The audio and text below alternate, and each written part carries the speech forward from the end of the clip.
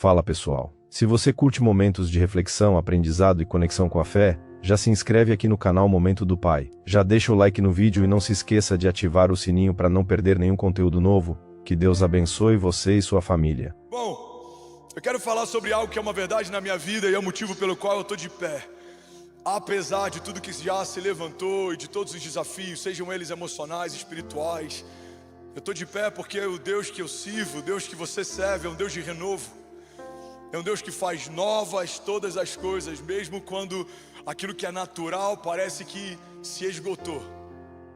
Como a Lola ministrou na oferta, o azeite acabou, o vinho acabou, mas ainda há festa. Talvez o pão acabou, mas ainda há gente para comer. É nesse lugar que o sobrenatural impera, é nesse lugar que o Deus provedor se revela. A gente olha para o que tem e de fato o que a gente tem é pouco para aquilo que a gente precisa. Mas nas mãos de Deus é suficiente para que Ele faça. 5 pães e 2 peixinhos alimentavam um jovem, mas nas mãos de Jesus alimentaram uma multidão. E os cestos cheios voltaram para casa com eles. Vasilhas vazias não servem para nada nas mãos de alguém que precisa de um milagre, mas nas mãos de Deus, debaixo de uma palavra profética, são suficientes para que a dívida seja paga, uma família seja provida, um destino seja liberado. Alguém comigo aqui nessa noite, diga amém. Uma festa de casamento, família reunida, convidados, o vinho acaba. Mas se Jesus estava na lista de convidados da festa, existe uma boa notícia: vai ficar tudo bem. Fala para quem está do seu lado. Se Jesus está na lista da tua festa, vai ficar tudo bem. Não há nada que falte que o Senhor não seja suficiente para suprir. Ele é o Deus provedor, Ele é o Jeová Jireh, Ele é o Deus da provisão, Ele é o Jeová Rafa, Ele é o Deus que ministra a cura.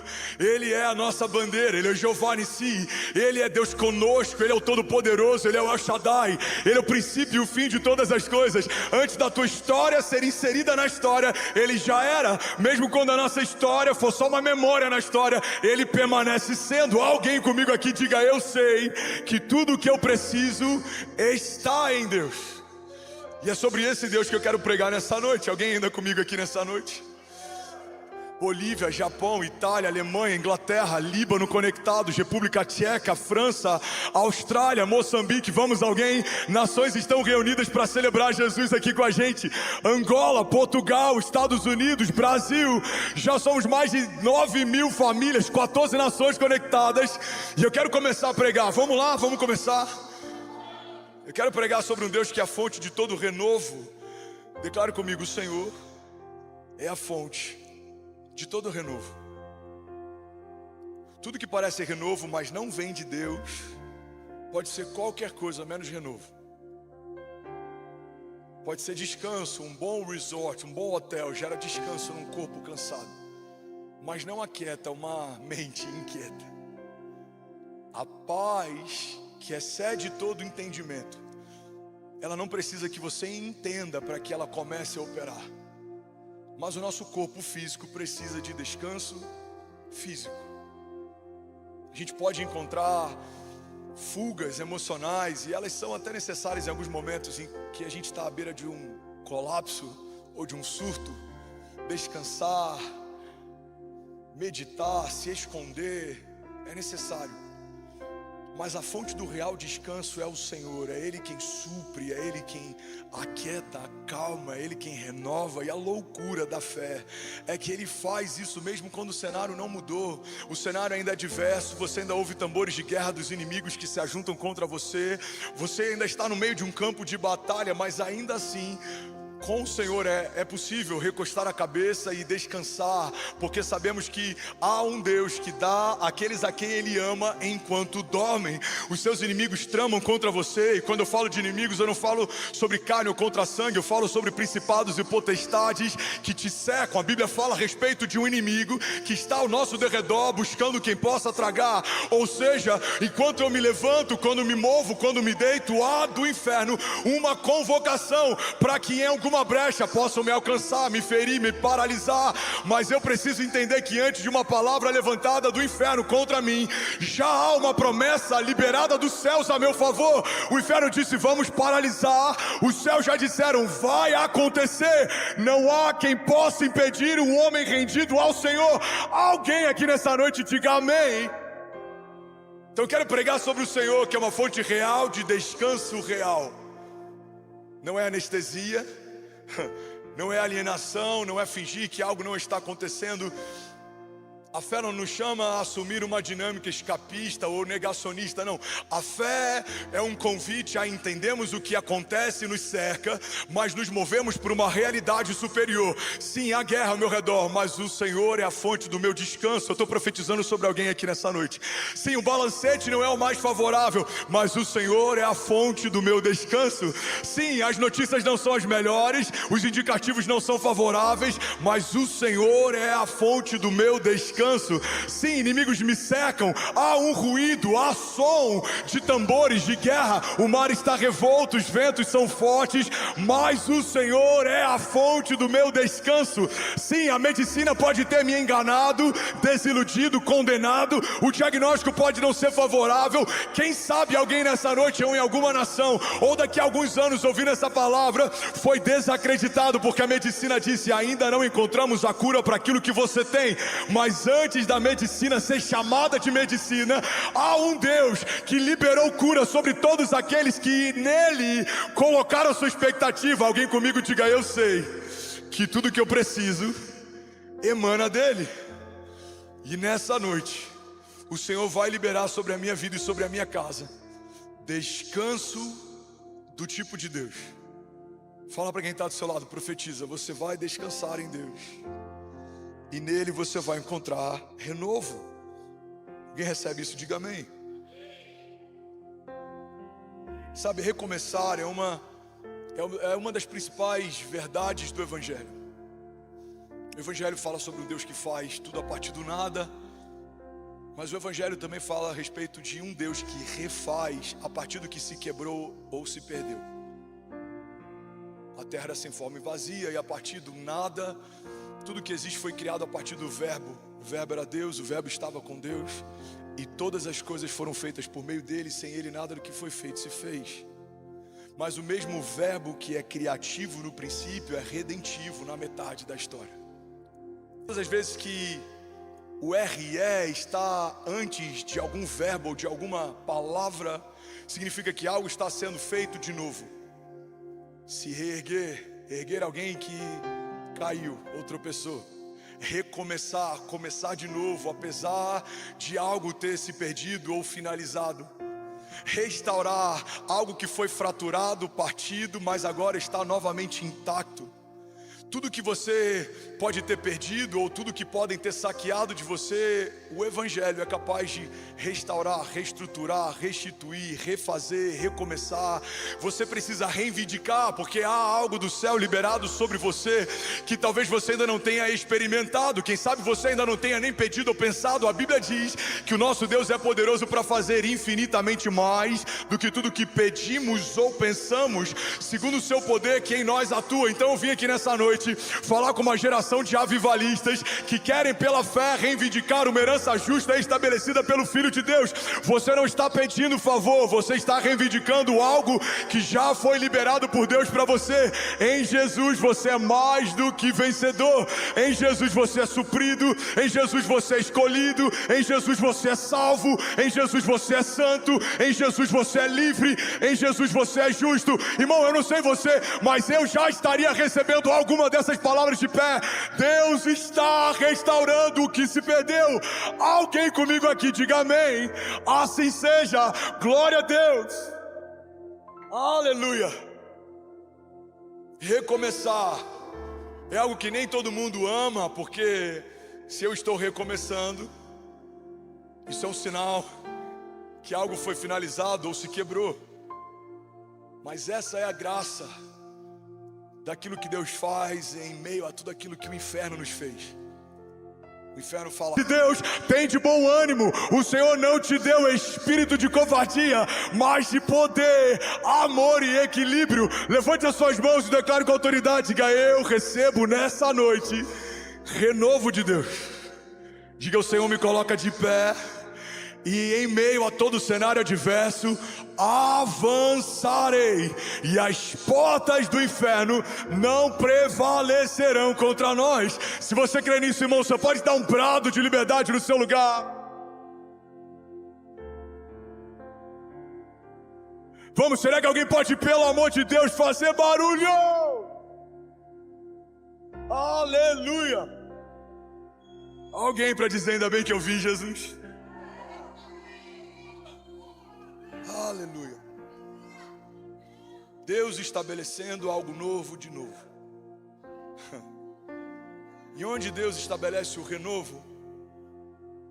No mesmo lugar da ferida. Porque a nossa dinâmica natural prefere fugir para recomeçar.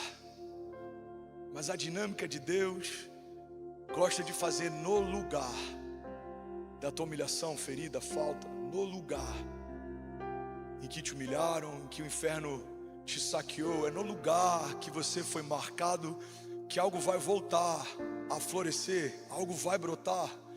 Um dos significados de renovo é rebento. E o que é rebento, pastor? Rebento é uma árvore que volta a nascer a partir de um lugar de corte ou de poda. Rebento é aquele pedaço de natureza que a gente vê brotando no meio do asfalto. Rebento é quando você vê uma árvore que foi cortada, deixaram só o toco, mas ela insiste em voltar a florescer. Você vê folhas novas, você vê um broto. Aquele broto significa rebento, aquilo significa renovo. Deus fazendo no lugar do corte, Deus fazendo no lugar da vergonha, Deus fazendo no lugar da falta, Deus fazendo no lugar da humilhação. Eu amo o Salmo que começa falando a respeito de uma jornada em meio a vales de sombra e morte, mas termina o mesmo Salmo falando sobre uma mesa preparada pelo Senhor na presença dos inimigos. Esse Salmo fala a respeito de um início que nem sempre é dos melhores, fala a respeito de uma alma que precisa confiar na certeza de que a presença de Deus é suficiente, fala a respeito de um bom pastor que nos leva depois do caos, mansamente, a águas tranquilas e nos guia em pastos verdejantes. Mas o que eu quero pregar nessa noite, a proposta da mensagem de hoje, é que quando Deus restaura algo, Ele não te tira do lugar negativo e te traz de volta para o lugar de neutralidade. Não, Deus não te tira de um lugar de escravidão e te dá apenas liberdade. Quando Deus te tira de um vale de sombra e morte, Ele não te tira só do vale, Ele te coloca numa mesa sentado na presença dos seus inimigos, e Ele te honra ungindo a tua cabeça com óleo, e o teu cálice faz transbordar. Alguém comigo diga amém. Eu recebo, assim seja, glória a Deus, aleluia.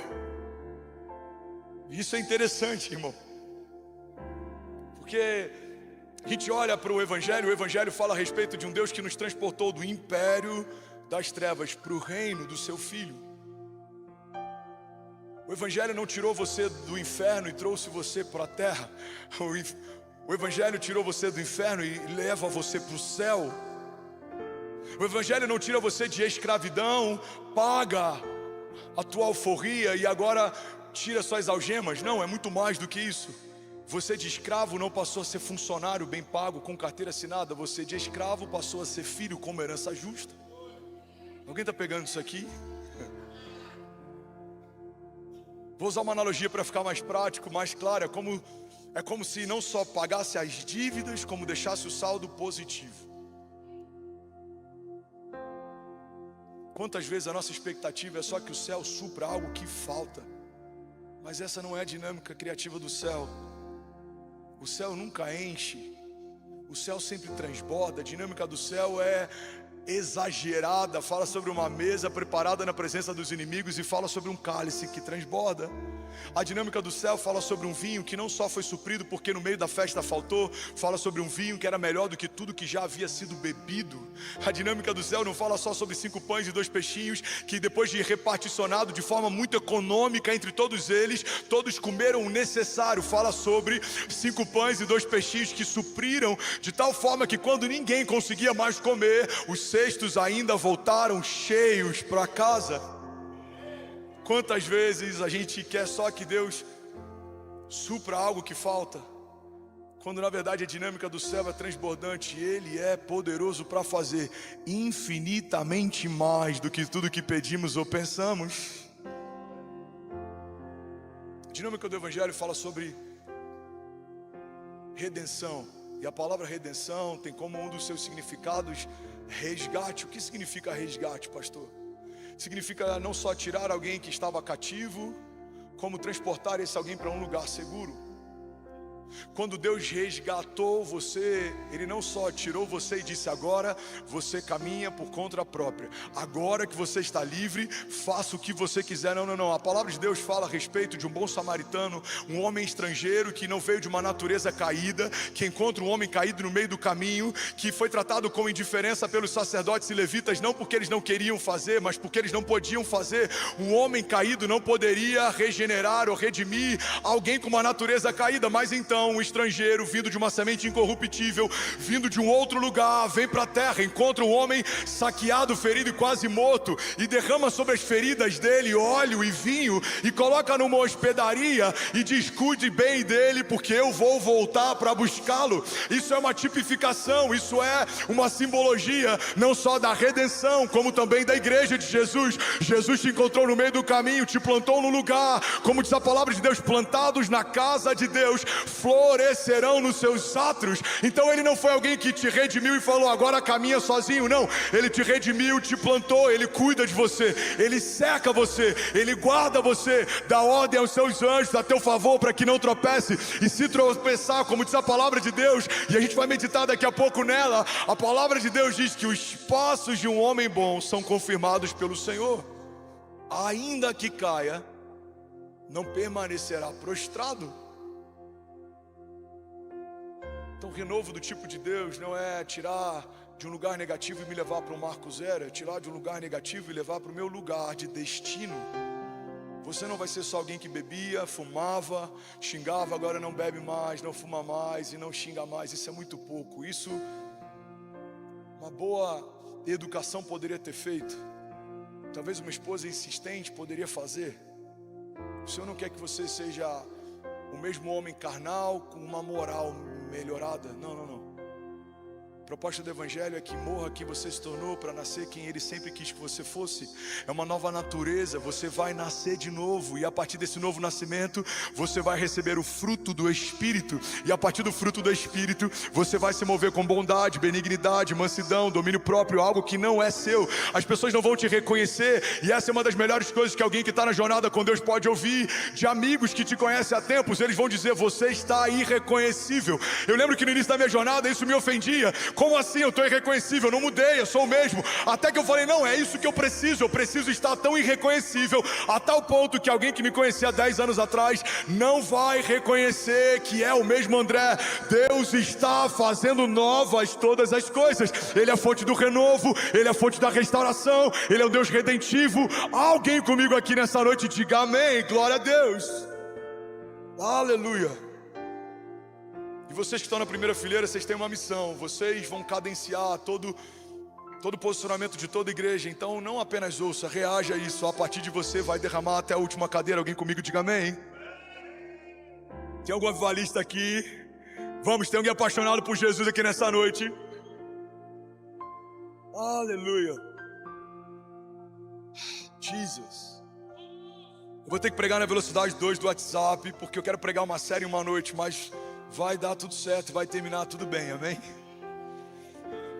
Ezequiel 37:4 diz assim: Filho do homem, esses ossos poderão tornar a viver? Então eu respondi: ó soberano Senhor, só tu sabes. Então ele me disse: profetize a esses ossos e diga-lhes: ossos secos, ouçam a palavra do Senhor, assim diz o soberano. E o resto da história você já sabe. Um exército ressequido, provavelmente há tempos esquecido, volta a viver e é colocado novamente de pé. Talvez alguns vão dizer: pastor, o que isso tem a ver com a minha história? Eu vou te explicar. Deus não é homem, não faz como o homem faz e não vê como o homem vê. A nossa geração enfrenta um desafio. Nós somos a geração do descarte. Tudo que antes a gente lutava para restaurar, na nossa geração, por uma dinâmica consumista e por uma questão de mercado, se tornou descartável. Eu não sei você, mas eu sou da geração que um ventilador queimava, a gente levava na assistência técnica. Alguém comigo aqui? Qualquer coisa em casa queimava, a gente ia lá e adaptava. A gente fazia uma gambiarra, que na verdade eu aprendi nos Estados Unidos que tem um nome mais bonitinho para gambiarra. Se chama adaptação técnica. Quando a gente contratava um brasileiro para fazer algum serviço lá na igreja, ele falava: pastor, olha, a gente vai precisar fazer uma adaptação técnica. Eu falava: tá bom. Eu chegava aquele negócio com fita isolante amarrado com uma enforca-gato, sabe, fita Herman? Eu falava: irmão, você fez uma gambiarra? Não, pastor, isso é uma adaptação técnica. Mas hoje, e a cada vez mais a gente vai para esse lugar em que coisas que quebraram, deram um pequeno defeito, são descartáveis. Elas foram feitas para serem descartadas. Tem um sociólogo chamado Zygmunt Bauman. Ele fala a respeito de gerações líquidas. Ele fala que tudo aquilo que antes era bem estabelecido e firme, nesse novo tempo está sendo liquefeito. Tudo é relativizado, tudo é relativo. Tudo que antes era firme, bem firmado, estabelecido, agora é volúvel, agora é frágil. Vivemos em meio a uma geração que descarta, mas o Deus que nós servimos não é um Deus que se molda de acordo com a geração presente. Ele é o mesmo ontem, hoje e para sempre. E esse texto de Ezequiel fala a respeito de uma dinâmica de Deus com a minha casa e com a tua. Ele não vai àquele lugar e levanta ao lado de um exército morto e esquecido um novo exército. Não, a Bíblia diz que ele levanta a partir de ossos ressequidos o mesmo exército. E é isso que eu quero profetizar sobre alguém. Talvez alguma área da tua vida você disse: não tem mais como Deus restaurar esse lugar. Ele pode até fazer de outro jeito, ele pode até fazer em outro lugar, de outra forma, mas Deus me trouxe aqui nessa noite para dizer: voltem a viver. Vale de ossos secos, voltem a viver. Talvez seja o teu casamento, quem sabe o teu ministério, talvez seja o teu chamado, a tua empresa, quem sabe a tua alegria, quem sabe seja a tua vida emocional ou financeira. Ele faz aquilo que parecia morto aos nossos olhos voltar a viver. Esse é o motivo pelo qual ele chega depois de Lázaro morrer e há alguns dias já está sepultado. Se ele chegasse durante a doença, veríamos mais uma manifestação de cura. Se ele chegasse assim que morreu, alguém poderia contestar se de fato ele estava morto. Mas ele chega no momento em que o corpo fedia, em que o choro estava em torno daquele vilarejo. Jesus chega para deixar claro que não importa se é possível ou não é possível segundo a natureza, basta uma palavra dele e a terra obedece. Eu vim aqui nessa noite como Jesus diante daquele sepulcro declarar: Lázaros, voltem a viver.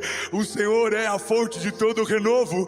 Alguém toma posse disso aqui nessa noite? Você pode levantar as suas mãos e declarar: diga, tudo que estava morto vai voltar a viver. Vamos, levante as suas mãos, feche os teus olhos. Eu quero que você pense em algo que parece ressequido ou perdido na tua vida e comece a declarar: diga, volte a viver. Volte a viver agora, em nome de Jesus. Vamos, igreja, vamos juntos. Levante as suas mãos e declare: volte a viver agora, em nome de Jesus. Você pode celebrar Jesus no seu lugar. Aleluia. Sacode alguém do teu lado, pelo menos mais 10 pessoas, e fala: vai voltar a viver, vai voltar a pulsar, vai voltar a sonhar, vai voltar, irmão, vai voltar. Cheira mamassore. Salmos 18, 28. Tu, Senhor, mantens acesa a minha lâmpada. O meu Deus transforma em luz as minhas trevas. Em outro momento a palavra fala a respeito de um Deus que não apaga o pavio que fumega. Eu brinquei hoje pela manhã que é como aquela vela de aniversário que nunca se apaga.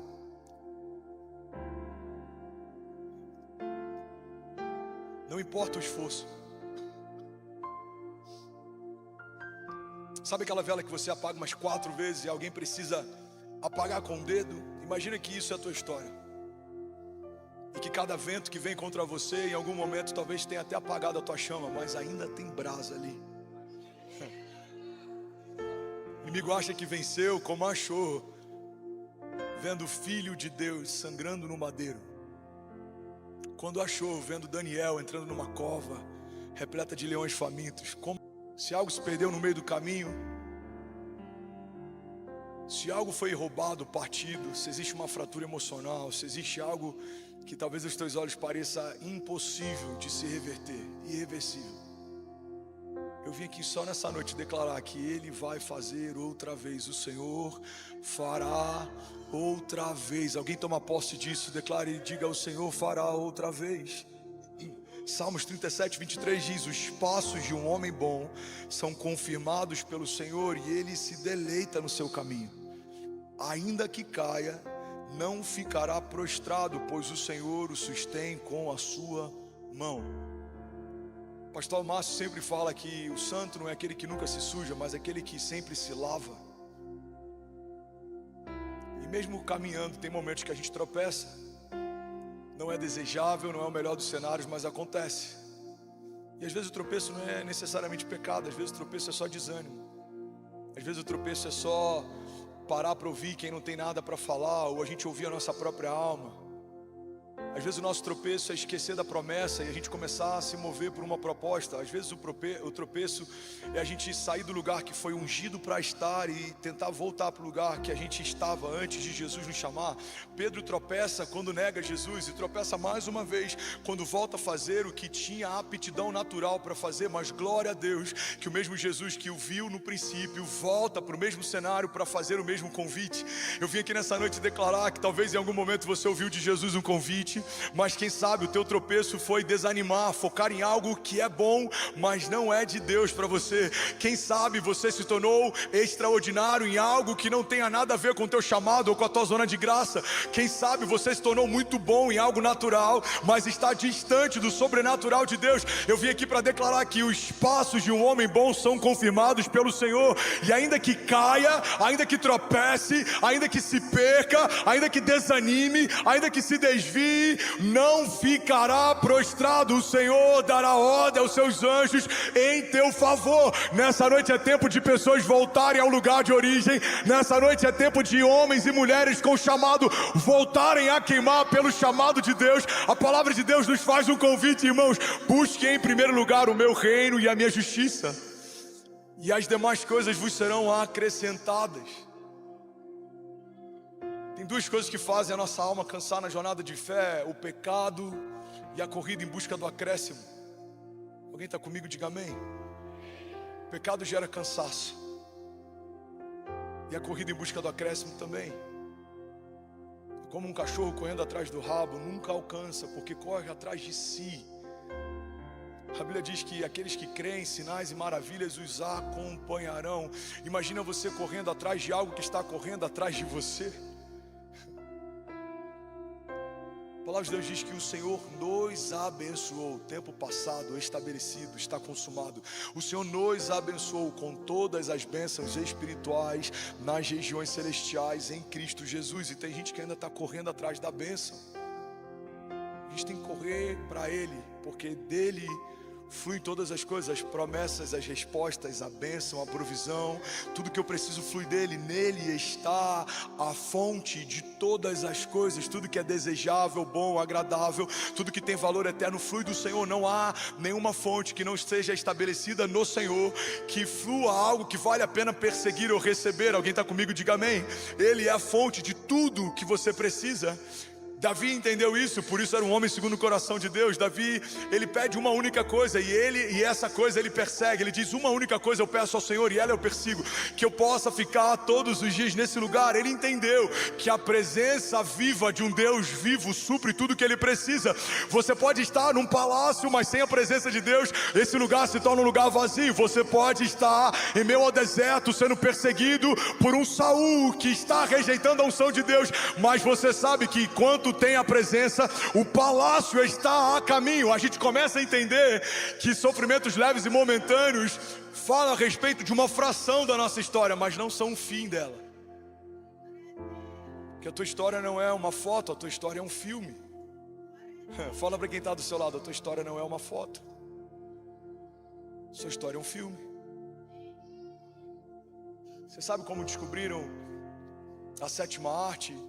O cinema foi descoberto a partir de vários frames É como se fossem várias fotos colocadas em sequência, elas dão a ideia de movimento. Saber lidar com esse desafio do tempo, uma promessa que é futura, mas também ela é para agora. Um reino que é futuro, mas também é agora. E ao mesmo tempo entender que as coisas que Deus fez no meu passado são incríveis, mas elas ficaram no meu passado. Deus está fazendo coisas novas. Esse é o desafio da jornada de fé. Ter uma memória boa a ponto de relembrar o que Deus fez, mas não tão boa assim a ponto de carregar mágoas do que fizeram. Ter uma memória boa a ponto de lembrar como Deus nos livrou, mas uma memória não tão boa assim a ponto de conseguir lembrar do que fizeram ou como nos feriram. Não, você precisa ter uma memória seletiva. Lembre do que o Senhor fez. Tudo que passar disso não vale a pena ser relembrado. Tem um grande investidor, Warren Buffett, ele tem uma teoria do 525. Alguém já ouviu falar sobre isso? Já ouviu falar, Fábio, sobre isso? Ele fala o seguinte: liste as 25 coisas que você quer viver em ordem de importância, e depois de listá-las, foca nas primeiras 5 e esquece todas as demais 20. Eu queria que a gente pensasse nas promessas de Deus nessa perspectiva. Pega tudo que é vontade tua e tudo que é vontade dele. Coloca a vontade dele em primeiro lugar, e o que não for dele, tira da tua lista. Porque tudo que Deus te dá, ninguém tira, mas tudo que a gente conquista sozinho, a gente perde. Quantas coisas você já perdeu, irmão? Quantas coisas eu já perdi? Eu fui sem Deus dizer para ir, eu conquistei sem o Senhor me dar liberação para conquistar. E a gente tem até a alegria da conquista, mas ela não dura. Irmão, guarda isso aqui. A questão não é se você vai chegar lá, a questão é quanto tempo dura o que você conquistou sozinho. O Evangelho fala a respeito de um homem que construiu uma casa edificada com fundamentos sobre a rocha, e um outro homem que construiu uma casa sem fundamentos. Ambos concluíram, ambos habitaram, ambos celebraram, ambos tiveram a alegria de ver uma conquista se realizar, mas a alegria de um durou para sempre, a alegria do outro durou até a primeira crise. Quando eu entendo e reconheço que o Senhor é o meu renovo, é como se eu estivesse aprofundando fundamentos da minha história. Podem vir os ventos fortes, pode vir o que for. Eu não estou dizendo que não vai te ferir porque fere. Eu não estou dizendo que isso não vai te marcar porque marca. Eu não estou dizendo que você vai ser indiferente. Eu não estou dizendo que Deus vai tirar de você emoções, porque Ele não vai tirar. Mas eu estou falando que você pode superar a despeito da dor e da crise, a despeito da falta e da ruptura e da fratura. Deus é poderoso para renovar tudo que se perdeu. Alguém toma posse disso, diga amém. Provérbios 16:3 diz: consagre ao Senhor tudo que você faz, e os seus planos serão bem-sucedidos. Salmos 28:7, alguém vai celebrar e tomar posse dessa palavra. O Senhor é a minha força e o meu escudo, nele o meu coração confia, e dele eu recebo ajuda. Alguém pode celebrar Jesus aqui nessa noite? Aleluia. Vamos, se for para ele, você pode fazer melhor. Vamos lá ganhar o Faville. Tem alguém queimando aqui nessa noite? Aleluia. Salmos 126:5. Aqueles que semeiam com lágrimas, com alegria trarão os seus feixes. Aqueles que saem chorando enquanto lançam a semente, voltarão com cantos de alegria, trazendo os seus feixes, a sua colheita. A proposta do Evangelho não é deixar de semear porque o dia é mau. A proposta do Evangelho é semear independente do dia. Você está com medo? Vai com medo mesmo. Você está animado? Vai animado mesmo. Você está confuso? Vai confuso mesmo. Só não para, não para. Não para. É fácil? Não é fácil, irmão. E é por isso que a gente precisa de ajuda.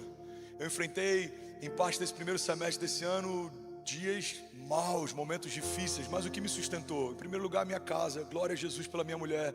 Eu tenho uma mulher que tem uma vida de oração irrepreensível. Glória a Deus pelos amigos sinceros que me guardaram e me cobriram. Glória a Deus pela igreja de Jesus. Intercessores que alguns deles eu nem conheço, mas que na madrugada colocaram o meu nome da minha família, profetizando sobre a gente, talvez até sem saber tudo que estava se passando. Glória a Deus pela intercessão. Intercessores, aqueles que se movem entre sessões, conectam os céus e a terra. Glória a Deus pela resiliência, que é a capacidade de permanecer mesmo que a gente tropece ou caia. Você não é alguém que vai viver sempre de forma constante. Vai ter o dia mau, vai ter um momento mau. A palavra de Deus não diz se o dia mau chegar, a palavra de Deus diz quando o dia mau chegar, porque certamente há o dia mau, mas eu vim aqui declarar que meio ao seu dia mau, Deus continua sendo bom. Ele sabe o que você precisa, Ele sabe o que te falta. Alguém pode declarar nessa noite, diga: o Senhor é bom e a sua misericórdia dura para sempre. Aleluia. Para viver renovo, eu preciso entender que a dinâmica da fé aponta sempre para o futuro, nunca para o passado. Alguém recebendo algo de Deus aqui nessa noite? Aleluia. A fé aponta para o futuro, nunca para o passado. A esperança mora no futuro, não no teu passado.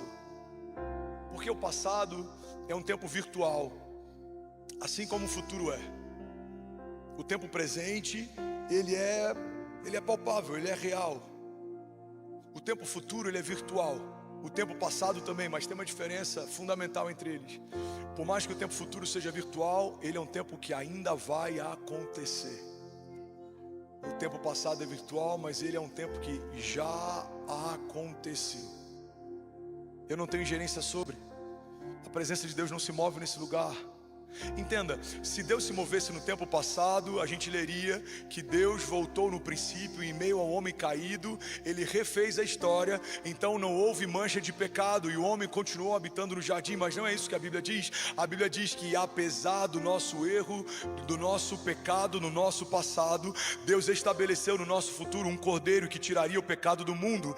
Mesmo Ele conhecendo desde a eternidade passada o pecado que estaria no meio do nosso caminho, Ele já tendo provido para si um cordeiro que no futuro já traria sobre nós redenção, Ele não voltou ao passado para modificar a história. Ele já proveu no nosso futuro algo que liberaria a nossa história. Eu não sei se você já viu algum filme que fala sobre máquinas do tempo, e muita gente acha que evangelho é como uma máquina do tempo. Significa que Deus vai te levar para o teu passado e você vai poder modificar o que fez. Não, irmão, se tem algo que a gente se torna refém, é daquilo que a gente semeou. Guarda isso em nome de Jesus. A única voz que o teu futuro respeita é a voz da tua semeadura. A graça nos redime, nos restaura, nos mantém de pé e nos dá novas sementes para semear, mas ainda colheremos semeaduras passadas.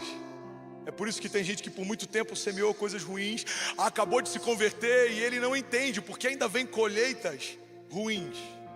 Você está na entre safra, 20 anos colhendo, semeando mal, 2 meses semeando bem, e a gente quer que tudo mude da noite para o dia. Existe um processo. Você deu acessos, você deu brechas.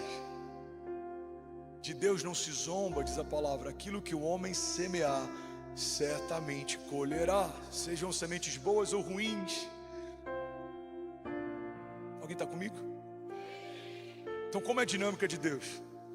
Ele traz sentido ao meu presente, Ele ressignifica o meu futuro, mas Ele não altera o meu passado.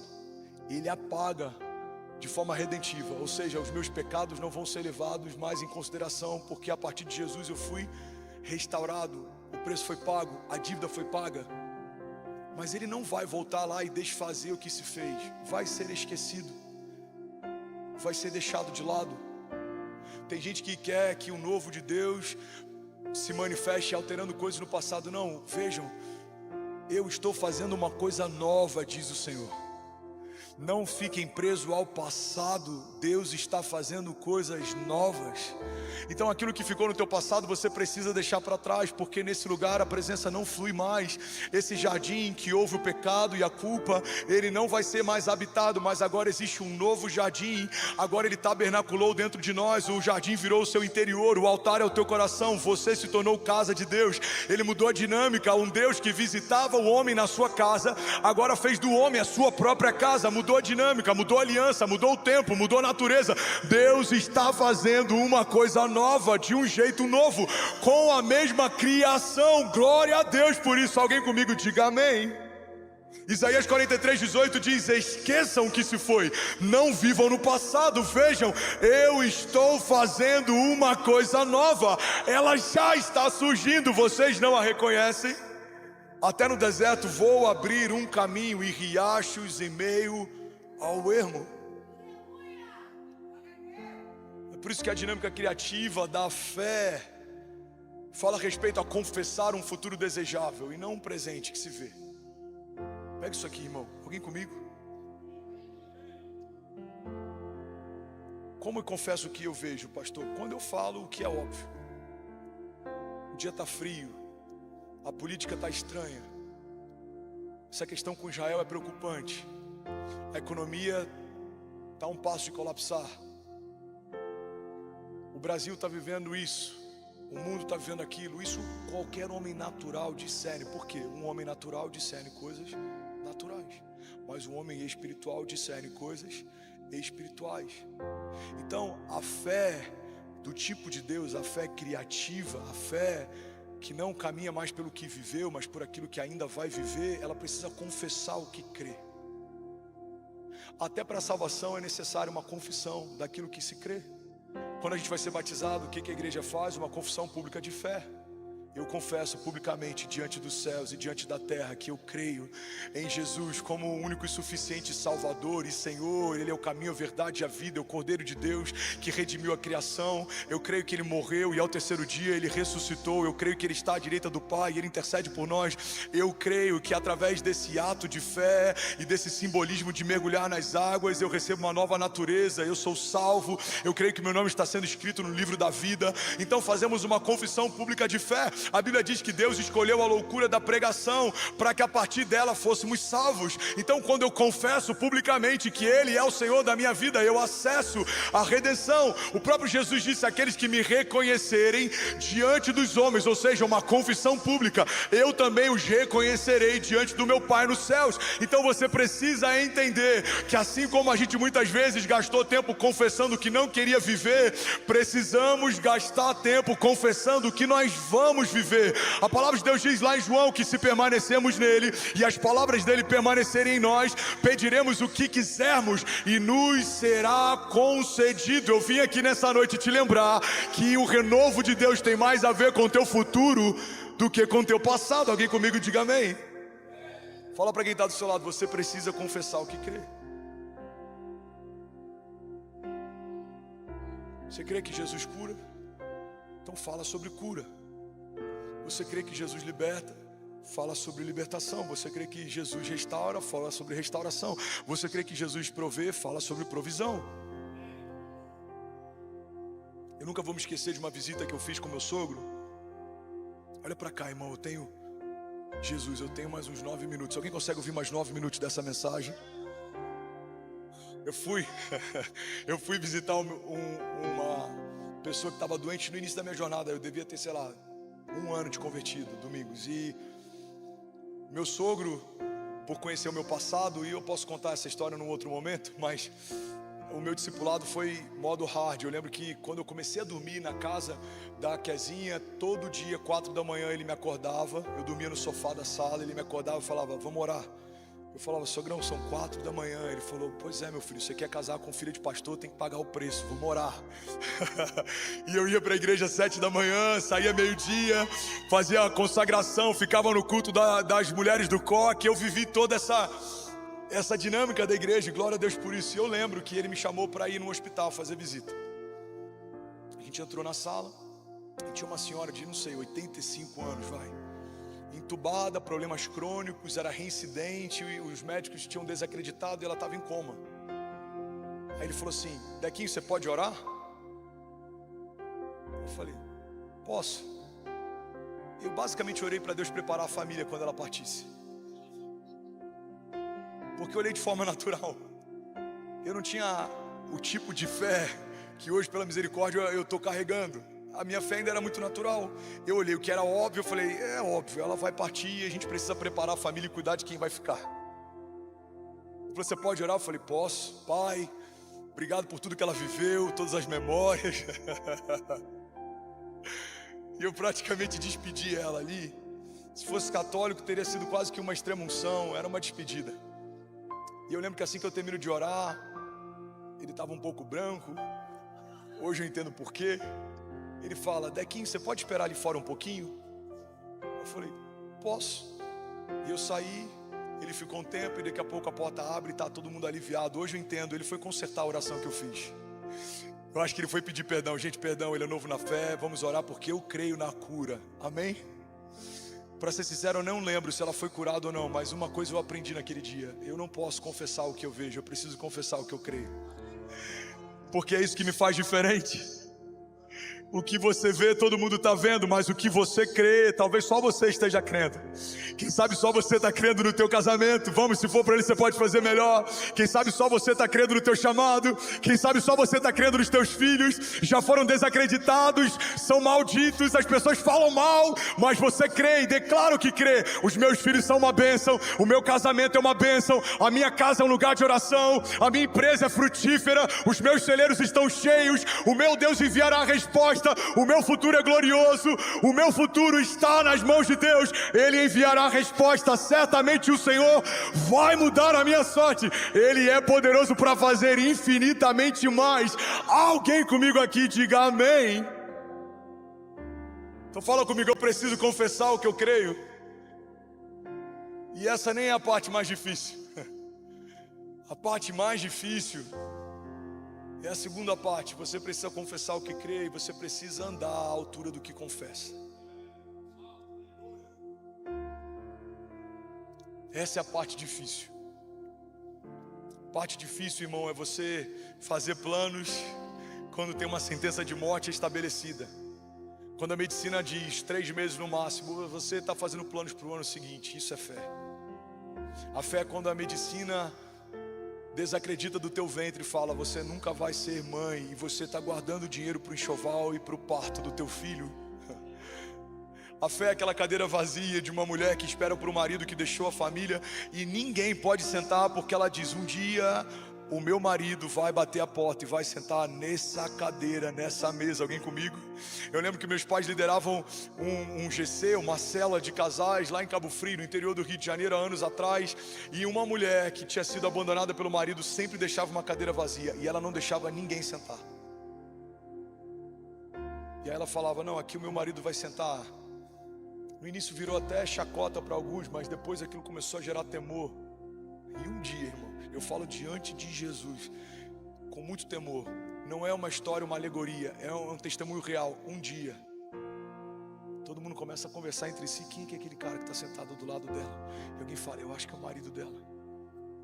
Um dia, aquele homem sentou naquela cadeira que estava reservada para ele e voltou para casa.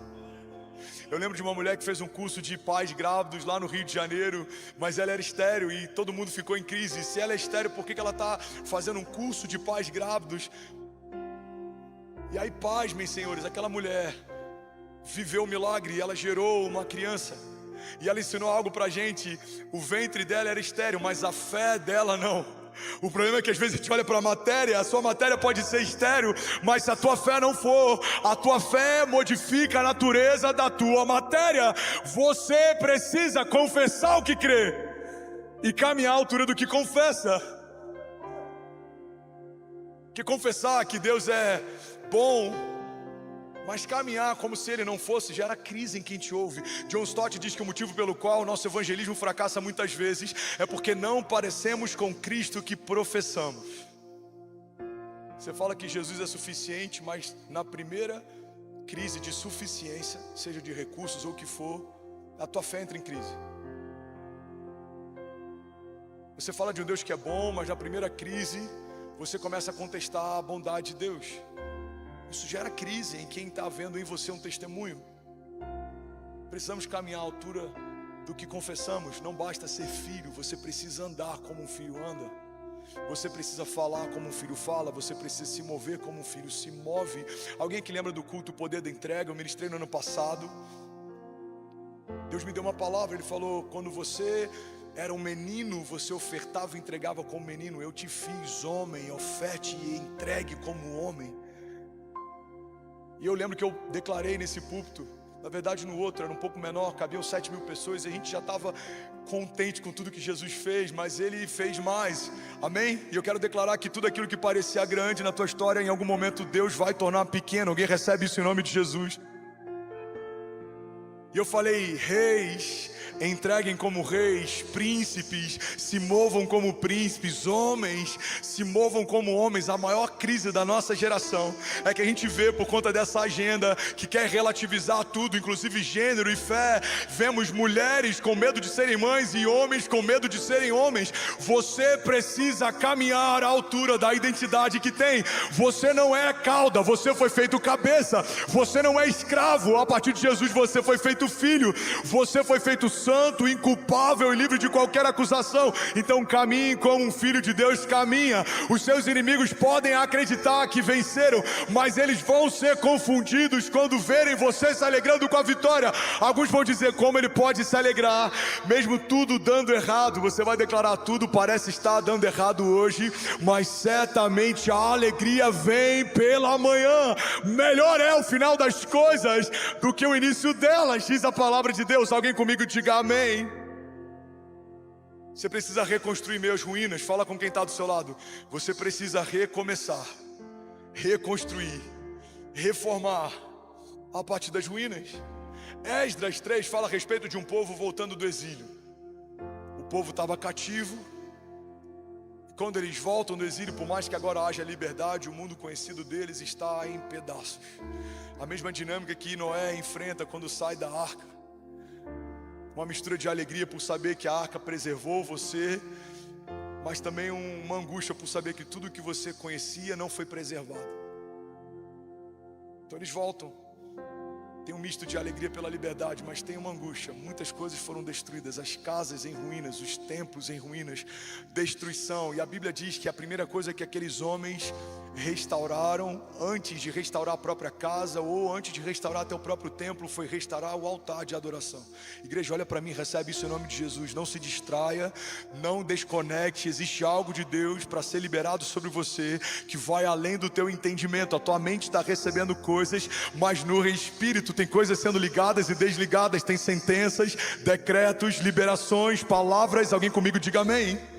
Esdras 3 diz assim: em meio às ruínas os sacerdotes ofereciam sacrifícios e adoração. Você consegue imaginar a cena? Imagina um abalo sísmico que toca o Brasil ou São Paulo. Você vem em Barueri, na semana seguinte tudo que você conhecia não está mais de pé. Você vem na Lagoinha Alphaville, o lago foi soterrado, as colunas elas foram derrubadas, o templo não existe mais, as coisas não estão como estavam. Mas você imagina a gente marcando um culto de louvor e adoração em meio a tudo que está em cacos. Imagina a gente falar: pessoal, a gente vai fazer um mutirão, mas antes da gente tirar qualquer escombro, a gente vai restaurar um altar de adoração. Vamos celebrar a bondade de Deus. Isso confunde o inferno. Como podem celebrar em meio a tanto caos? Só consegue isso quem entende que todo sofrimento leve e momentâneo, além de ser passageiro, gera em nós uma glória eterna que pesa mais do que todas elas. Esdras nos ensina um princípio: a arte de recomeçar e reconstruir a partir das ruínas. Hoje pela manhã eu até brinquei que toda construção de alto padrão hoje paga muito caro para utilizar elementos que foram retirados de demolições de coisas antigas. Então você quer ter um piso de madeira com tábuas que foram tiradas de uma fazenda de café ou de açúcar. Você quer ter tijolos de demolição que foram removidas de uma olaria ou que faziam parte de uma construção, de uma casa que fez parte da história do Brasil. Usamos hoje em grandes construções novas de alto padrão elementos que são elementos de demolição ou de ruínas de obras do passado. Eu preciso que você entenda que é exatamente isso que a fé faz. Ela vai pegar fraturas do nosso passado, ela vai pegar traumas, marcas, coisas que te feriram. Essas coisas não são rejeitadas, não são esquecidas. Nenhuma lágrima é em vão, nenhum deserto é em vão, nenhum gigante é em vão. O salmista diz: o Senhor recolhe cada uma das minhas lágrimas. Por acaso o Senhor não tomaria nota de todas elas? Então o teu choro no secreto não foi esquecido, a humilhação não foi esquecida, esquecida, a perseguição não foi esquecida. Os céus sabem o que fizeram ou tramaram contra você, mas você não vai ficar preso a isso. Você não vai tentar se vingar, se mover para dar resposta, não. Você vai fazer o novo, e o novo de Deus vai usar coisas do teu passado. Você vai lembrar como Deus cuidou de você no meio do deserto, como o pão descia do céu para que suprisse a tua fome, como a coluna de fogo guardava você do frio no meio da noite, ou como a nuvem de Deus te protegia de um calor escaldante, gerando sombra. Você vai lembrar da água que brota da rocha, você vai lembrar da roupa que não se desgasta. Então essas ruínas do teu passado e as marcas daquilo que você enfrentou, Deus vai usar para reconstruir o que Ele está fazendo de novo. É por isso que fundamentalmente todo herói da fé primeiro foi marcado por Deus para depois ser usado por Ele. Deus unge um menino Davi, mas Ele consagra e coloca no trono o rei Davi. Deus dá os sonhos a um menino José, mas Ele estabelece governo a um homem chamado José. Ele anuncia um menino Jesus numa manjedoura, mas Ele passa a utilizá-lo e se mover com sinais e maravilhas e prodígios a partir da estatura de homem de Jesus. Ele é batizado, uma porção do Espírito repousa sobre ele e o ministério de milagres se inicia. Então, irmão, guarda esse nome de Jesus. Eu vou te falar com muita propriedade, tá? Porque eu sei o que é ter uma esposa enfrentando loucura por um período de bipolaridade gestacional. Eu sei o que é usar fralda e estar no CTI lutando para sobreviver. Eu sei o que é ser marcado ou ferido por alguém que você amou e cobriu. Eu sei o que é ser despejado com mulher grávida e morar de favor na casa de ovelha. Eu sei o que é muitas coisas. Eu sei o que é começar uma segunda-feira com desafios, às vezes multimilionários da igreja, e você tem que ter fé para você, para a igreja e para os outros. Eu sei o que é ter que lutar contra o sistema para a gente poder ver uma promessa se cumprir. Em todas essas coisas eu vejo o cuidado de Deus, porque o menino André, que recebeu uma promessa lá no passado, quando se tornou um homem, começou a receber de Deus uma carga diferente. Você precisa de caráter para sustentar a unção que vai receber. Deus, Ele não te abandonou por conta das crises, pelo contrário, Ele permitiu você ser entregue a elas para forjar o teu caráter, para que as suas raízes aprendam a encontrar água em lugares mais profundos, porque enquanto não há crise, a gente depende que alguém nos regue, mas quando vem o tempo da seca, a gente precisa aprender a encontrar água em lençóis freáticos. A crise, a seca, é um modo de Deus ensinar você a não depender de nada que te seca. Você não depende mais do que te seca. Você é como uma árvore plantada junto ao ribeiro das águas, que mesmo no tempo da seca permanece com as folhas verdes e dá o fruto certo no tempo certo. Alguém recebe isso em nome de Jesus? Uau, já somos mais de 17 nações conectadas, mais de 13 mil famílias. Você pode celebrar Jesus. Israel está conectado, Argentina, Nova Zelândia. Alguém pode fazer barulho aqui nessa noite, pelo amor de Deus. Aleluia. Aleluia. Uma coisa que me marcou, e entender como os processos de Deus se manifestam, isso faz alguns anos. Olha para mim e guarda isso em nome de Jesus. O que mudou a minha história foi entender que o processo não é algo que me leva para a promessa. Eu sempre tive entendimento que se eu cumprir o processo, eu vou viver a promessa. Mas eu entendi em algum momento que na verdade o processo já faz parte do início do cumprimento da promessa. Se você está vivendo o processo, significa que você já começou a viver a promessa. Você está comigo? Irmão, olha para mim. Tem alguém comigo aqui? A Bíblia diz que depois que José recebe um sonho, é vendido pelos seus irmãos e é feito escravo. A Bíblia diz que depois que Davi é ungido rei, é perseguido por Saul e fica com seus valentes no deserto. A Bíblia diz a respeito de Daniel, ou de Abraão, ou de tantos outros, que depois que receberam uma promessa, algo se levantou. Entenda, os irmãos não venderam José e ele sonhou no meio do cativeiro. Não, José sonhou enquanto estava na casa do pai, e porque sonhou um sonho de Deus, foi empurrado para um cativeiro. Davi não foi perseguido por Saul, e no meio da perseguição Deus o encontrou no meio do deserto, e para dar descanso à alma dele, ungiu ao reinado. Não. Davi estava pastoreando as ovelhas do pai, foi chamado talvez num dia tranquilo e recebeu uma unção. A partir da unção que recebeu, começa então uma retaliação contra si. Entenda uma coisa, irmão, todo processo que se manifesta contra você é um sinal que você já está vivendo o cumprimento de alguma promessa. Alguém comigo? Quando eu entendo que o processo já faz parte da promessa, eu começo a desenvolver a arte de me alegrar em meio às crises e às faltas, porque eu entendo que algo está acontecendo. Eu lembro que no Vira Brasil do ano passado, eu vou ser muito vulnerável aqui, eu tinha uma expectativa e eu vi algo, mas na reta final, no último mês, eu entendi que o que eu tinha visto era muito menor do que Deus estava fazendo. Sabe o que me fez entender o tamanho do que a gente estava vivendo? A perseguição dos nossos adversários. Quando eu entendi o tamanho da trama do inferno para esse evento não acontecer, eu falei, Pai, agora eu entendi, é muito maior do que a gente acha que está fazendo, é um impacto muito maior do que a gente acha que vai ter. Agora eu entendi. O que me fez despertar? O processo. O processo faz você levantar a guarda, o processo faz você se consagrar mais, buscar mais, temer mais. O processo ensina pra gente obediência, o processo ensina pra gente dependência. Olha o que a palavra de Deus diz em Hebreus 5:8. Embora sendo filho, ele aprendeu a obedecer por meio daquilo que sofreu. Uau! A Bíblia está dizendo para mim e para você que o Filho de Deus aprendeu a obedecer a partir de um sofrimento que viveu. Você está comigo? Diga amém. Hebreus 5:8. Embora sendo filho, ele aprendeu a obedecer por meio daquilo que sofreu, e uma vez aperfeiçoado, tornou-se a fonte eterna de salvação para todos os que lhe obedecem. Alguém pode dizer glória a Deus por isso? Hebreus 11:6. Sem fé é impossível agradar a Deus, pois quem dele se aproxima precisa crer que ele existe e que recompensa aqueles que o buscam. Salmos 27:14.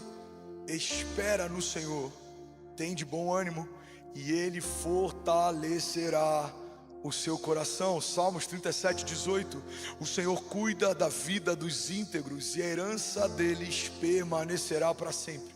Em tempos de crise e de adversidade não ficarão decepcionados, e em dias de fome desfrutarão de fartura. Alguém pode dizer glória a Deus por isso? O louvor pode se posicionar para parecer que a gente está acabando. Hebreus 10:23 diz: apeguemo-nos com firmeza à esperança que professamos, pois aquele que prometeu é fiel. Alguém pode dizer glória a Deus por isso? Romanos 15:13 diz assim: que o Deus da esperança os encha de toda alegria e paz por sua confiança nele, para que vocês transbordem de esperança pelo poder do Espírito. Alguém que crê que tempos gloriosos estão a caminho, pode fazer barulho.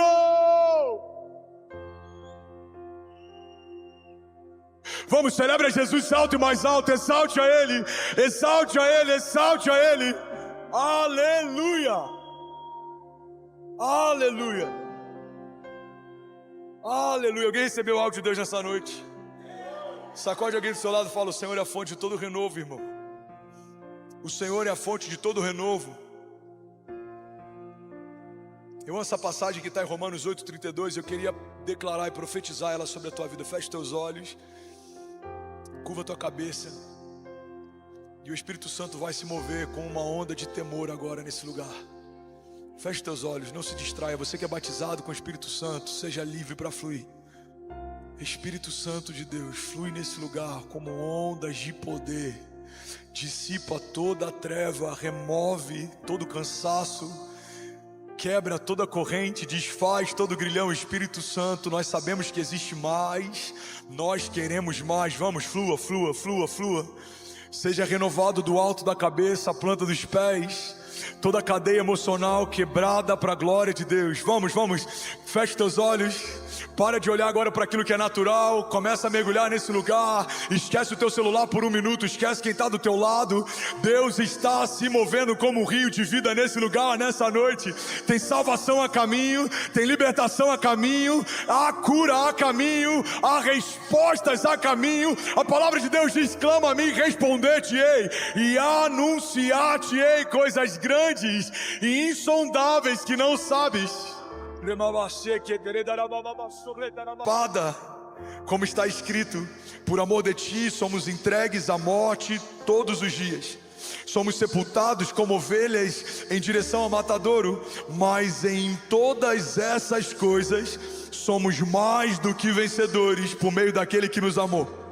Porque eu estou certo de que nem a morte, nem a vida, nem os anjos, nem os principados, nem as potestades, nem o presente, nem o porvir, nem altura, nem profundidade, nem alguma criatura poderá nos separar do amor de Deus que está em Cristo Jesus, o nosso Senhor.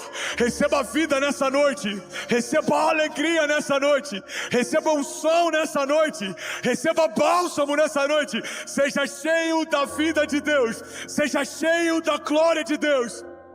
E assim chegamos ao final de mais um Momento do Pai. Se esta mensagem tocou o seu coração, não aguarde só para você. Compartilhe este vídeo com seus amigos, sua família e em seus grupos, para que mais pessoas possam ser alcançadas por esta palavra de fé. Além disso, quero que saiba que este é um espaço seguro para nos conectarmos em oração. Se você ou sua família estão precisando de uma prece, escreva seu pedido aqui nos comentários. Estaremos lendo e orando por cada um de vocês. A sua causa é a nossa causa. Que a bênção do Pai, do Filho e do Espírito Santo esteja com você e sua família hoje e sempre.